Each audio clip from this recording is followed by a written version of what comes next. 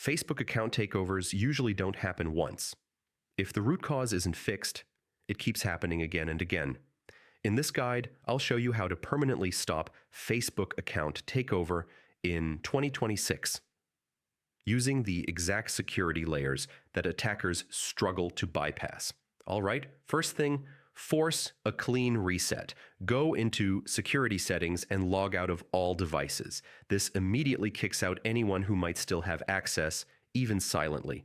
Yeah, this step matters more than people think.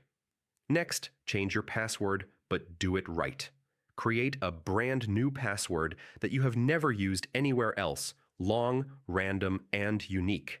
At least 12 characters. If this password exists on another site, takeover risk stays. Now enable two-factor authentication and avoid text messages if possible. Use an authenticator app instead. This blocks most takeover attempts, even if your password leaks later. All right, this is where permanent protection really happens. Check your recovery email and phone number. Remove anything old, shared, or inactive. Attackers often take over accounts through recovery options, not direct logins. Next, open apps and websites connected to your Facebook account. Remove everything you do not actively use. Even legit apps can be abused later, so fewer connections means fewer entry points.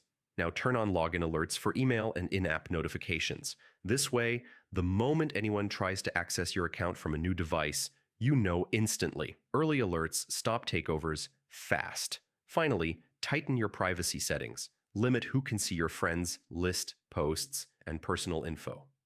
Less public data means fewer phishing attempts and fewer targeted attacks. Simple, but very effective.